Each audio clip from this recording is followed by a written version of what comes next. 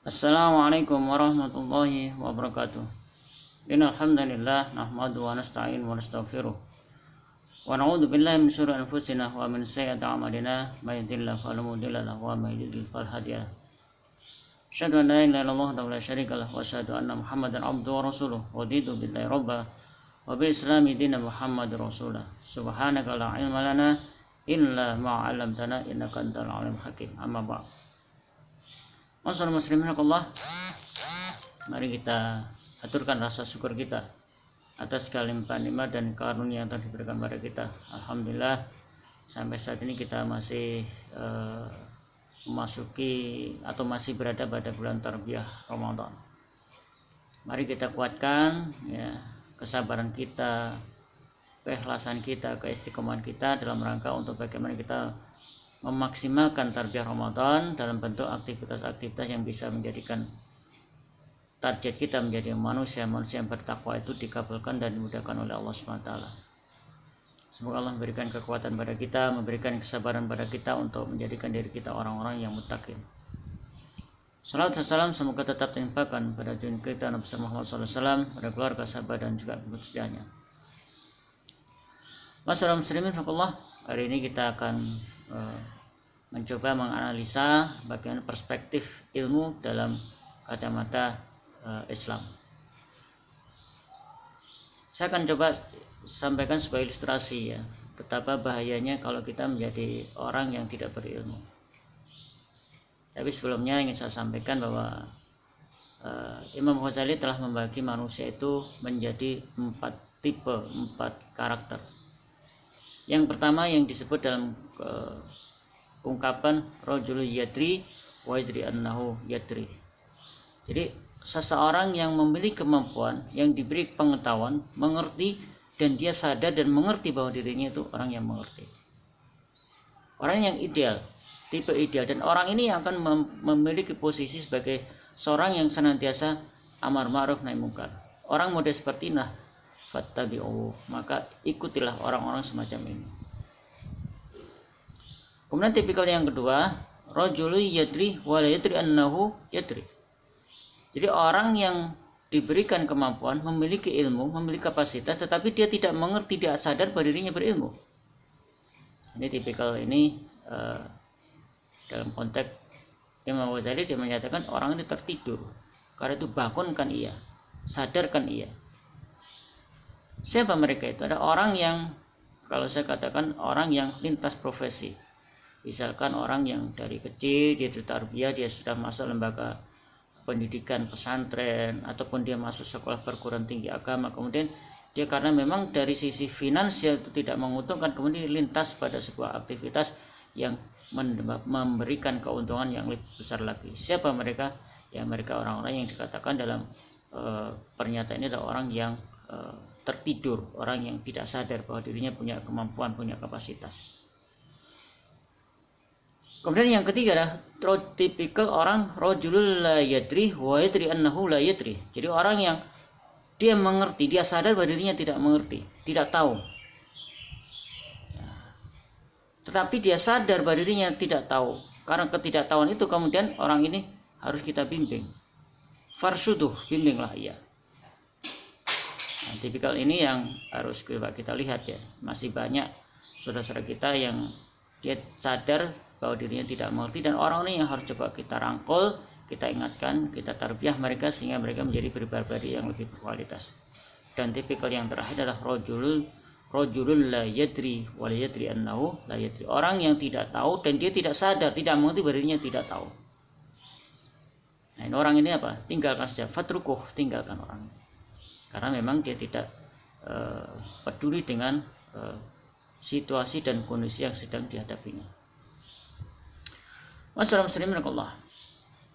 Rasulullah Muhammad SAW ya, di dalam satu riwayat dia pernah menyampaikan sebuah nasihat ya. Badal Islamu ghoriban wa sa'ud ghoriban. Islam itu datang dalam keadaan asing. Wa sa'ud ghoriban, nanti akan menjadi asing kembali. Fatu bali ghuraba. Maka beruntunglah orang-orang yang mau hidup dalam keadaan ghuraba, hidup yang dalam keadaan terasing. Siapa mereka? Alladzina yuslihuna idza fasadana. Jadi orang yang memperbaiki tatanan yang sudah dirusak oleh manusia. Coba kita renungkan, kita cermati. Islam ketika datang menjadi sesuatu yang aneh, yang asing dalam kehidupan orang Arab. Ketika orang Arab terbiasa menyembah berhala, ya maka Islam mengajarkan Allah ahad, Allah samad dan seterusnya. Kemudian ketika Islam mengajari bagaimana memperlakukan wanita-wanita dengan hormat, ya kemudian di saat itu orang-orang kafir Quraisy tidak lagi menghargai wanita, bahkan anak-anak wanita yang terlahir sebagai perempuan kemudian ditanam hidup-hidup. Dan masih banyak lagi persoalan-persoalan yang awalnya tidak dimengerti, ya awalnya tidak diketahui oleh masyarakat jahiliyah, dan kemudian Islam datang memperbaiki tatanan yang sudah dirusak oleh manusia. Dan nanti seiring dengan berjalannya waktu nanti akan berubah kembali. Awalnya ketika masyarakat sudah mulai tahu, dan nanti karena kita tidak memiliki kepedulian, tidak memiliki kesadaran untuk bagaimana kita belajar memahamkan diri tentang aturan-aturan agama, nanti akan menjadi sesuatu yang terasing kembali. Coba kalau kita lihat kembali fenomena hari ini, kita lihat ya, ada hal-hal yang menjadi persoalan dalam hidup ini. Coba ketika pernikahan ya menjadi sebuah lembaga formal, lembaga resmi, nah sekarang sudah mulai ada aktivitas yang bertentangan dengan format pernikahan itu. Banyak sekali kalau kita lihat ya, ada pergaulan bebas yang kemudian menghasilkan anak-anak yang terlahir dalam keadaan tidak terikat dalam ikatan hubungan suami istri. Termasuk juga ya hal-hal yang menurut kita hari ini, yang menurut kaidah agama itu sebenarnya terlarang, hari ini sudah berubah kembali. Nah, karena itu fatuba lil ghuraba, beruntunglah orang yang mau hidup dalam keterasingan. Siapa mereka? Alladzina yuslihuna idza fasadan nas. Jadi orang yang memperbaiki tatanan yang sudah dirusak oleh kebanyakan manusia. Masyarakat muslimin Allah. Persoalan taklim dalam agama kita adalah sesuatu yang penting dalam hidup ini. Rasulullah SAW pernah menyampaikan sebenarnya talabul ilmi fardun ala kulli muslim. Menuntut ilmu hukumnya fardu. Hukumnya wajib untuk pribadi muslim. Ilmu apa yang dimaksud? Ilmu yang berkaitan dengan urusan-urusan agama. Coba kalau kita melihat bagaimana Allah sudah memberikan nasihat kepada kita dalam surah At-Tahrim ayat yang ke-6, ya ayyuhalladzina amanu qu anfusakum wa ahlikum nar. Wahai orang beriman, jagalah dirimu dan keluargamu dari siksa api neraka. Jadi yang pertama, konten pertama diingatkan itu adalah bagaimana kita menjaga diri kita. Dari apa? Siksa api neraka. Dengan cara apa? Ya kita mengetahui aturan-aturan yang ada di agama kita. Baru kemudian tanggung jawab kita sebagai seorang suami, seorang ibu, ya kita punya tanggung jawab moral untuk bagaimana kita mentarbiyah keluarga kita menjadi pribadi-pribadi yang diharapkan selamat dari siksa api neraka. Ada sebuah ilustrasi yang menarik perlu saya sampaikan di sini ya. Suatu saat ketika ada seorang sahabat, ya beberapa orang sahabat melakukan perjalanan. Ada di antara sahabat itu ada yang kejatuhan batu, ya ada batu yang jatuh kemudian menimpa orang itu, kemudian orang ini terluka dengan batu tersebut. Kemudian ketika tidur di waktu malam dia ihtilam, dia bermimpi yang mengharuskan dia mandi hadap besar. Kemudian karena dia tidak kemudian di situ dia bertanya kepada teman-temannya, sahabat-sahabatnya, apakah ada rukhsah bagi saya untuk tidak mandi hadas besar? Nah, kemudian para sahabatnya itu menjawab dengan jawaban, kamu harus mandi karena ada air ya, dan kamu sebenarnya lukanya tidak terlalu parah.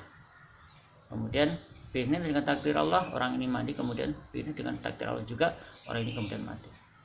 Kemudian kisah ini diceritakan oleh Rasul kepada Rasulullah SAW, dan Rasul marah dengan situasi seperti itu. Dan kalimat yang perlu kita garis bawahi adalah sifaul ai as-soal, ya, obatnya kebodohan itu adalah bertanya. Dan itu ayo kita biasakan untuk bagaimana kita bertanya. Termasuk juga dalam kajian ini. Jadi kalau kita tidak memiliki referensi sedikit pun, tidak ada keinginan untuk bertanya, sadarilah bisa jadi kita tidak pernah memikirkan apa yang disampaikan oleh asatid atau ustadz yang menyampaikannya itu. Bisa jadi kita dalam keadaan blank, tidak tahu apa-apa, dan kita tidak menyimak sama sekali. Karena itu monggo dalam kesempatan kali ini ayo kita kuatkan pemahaman kita, dan kita berharap semoga Allah masih memberikan kekuatan pada kita, kesabaran pada kita untuk bagaimana kita istiqomah. Salah satu itu saja yang bisa saya sampaikan. Mari kita cukupkan dan bersama-sama baca hamdalah dan kifarat majelis. Alhamdulillahirabbil alamin. Subhanakallahumma bihamdik, asyhadu an la ilaha illa anta, astaghfiruka wa atubu ilaik. Kurang lebihnya maaf. Assalamualaikum warahmatullahi wabarakatuh.